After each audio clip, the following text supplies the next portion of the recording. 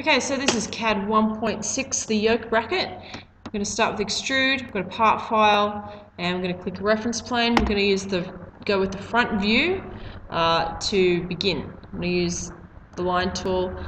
Now with this one, it is a matter of actually adding together some radiuses with the overall size. So I might just start with the circle center point. Okay, so I'm going to start down here with the circle center point. We'll go for the R16 one, the bigger one. So that will be a diameter 32. Enter. Okay, and we've got a smaller one, which is 16, and we'll put that in the middle of that one as well. There's always more than one way to approach this, but this is probably a fairly simple way. Okay, now I'm going to use the line tool to identify the curve that is on the top of that yoke bracket in that front view. Okay, we've got 54 distance between the center points, so I'm going to go from that center point, 54, to the other center point. Okay, now I can also, if I want, I could also identify down here from this edge, from the top view, I can come all the way across 75 plus 25, 100 across for the full distance of this thing.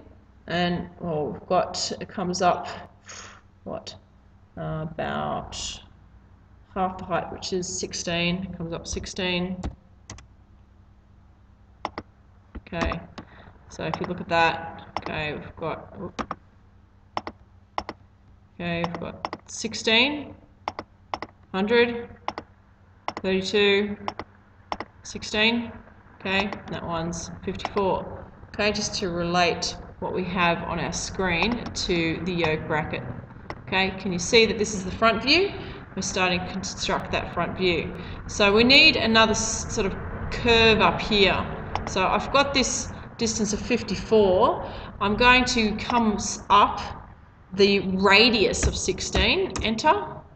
Okay, place a point there which I can create another circle off. So there's my next circle. Let's make the diameter 32. Yep, which it is. It wants to snap to that point, but I'm going to type it in to be sure. Then we can come back across here. All we have to do is find the tangent to the top of that circle and then come back through here. As long as it crosses over, it's all good, because we can use trim tool to get rid of the excess. Okay, so use trim just to trim up what we don't want to keep. Okay, see there, starting to get a shape that makes sense. Okay, now from down here, the bottom of that circle, tangent off the bottom, if we join that up, we can again trim off the bits that we don't need. So there you go. There is the front view of the yoke bracket. Let's hit close sketch. Everything should be connected, so we shouldn't get too many errors. If you do, use the trim corner or the trim tool to try and fix those errors. Now I've got a distance going on. From the looks of it, I have to add 26 plus 12 plus 12, which is 50. So I type in 50. Oops, go back to my extent step. Okay, 50, enter. Okay, it's still saying which way do I want to go. Click to accept, right click to end. Okay, now we need to do some cutouts. Okay, so we're going to do some cuts on this top face. Now, it's important to note which end's which. So if you look at it, okay, we've got, we might actually just rotate this around.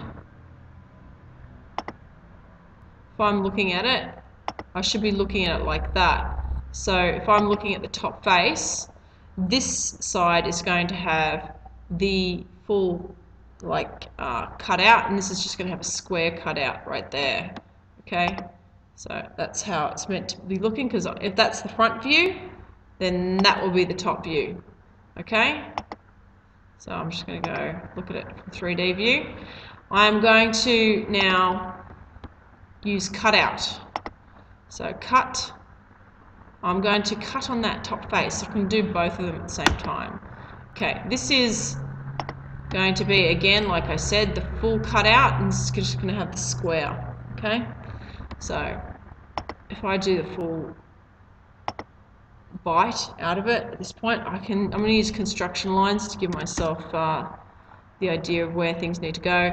It comes down 12, so I've typed in 12, enter, coming down 12. I have to work out how far it is. I'm given the distance 40, so I type in 40, enter. You can see it on the front view. And the inside distance is 26 on the top view. And I'm just going to come back out there, and I can just close that up.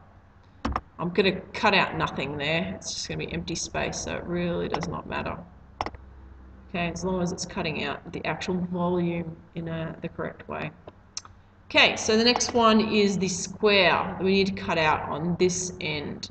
So I'm going to find out where the center of the square is using a couple of construction lines. It looks like it's 25 from the edge because, of course, it's got a center point. It's indicating a center point. Radius in 25. Okay, so we're going to go 25 in, and again 25 in, 25, whoop, 5 in. Okay, there we are. So just to throw that. Okay, so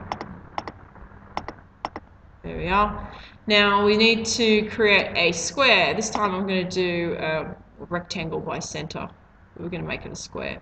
So you can see the little symbol next to the 20 on the top view. That is saying this is a square and all sides are equal. Okay, so we're going to use that as our center point for the square. We're going to type in the width and the height.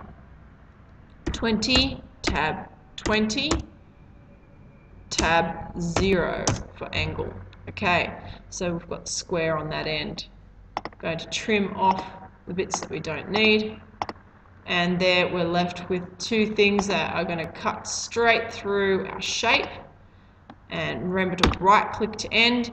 And there is your finished yoke bracket. Well done.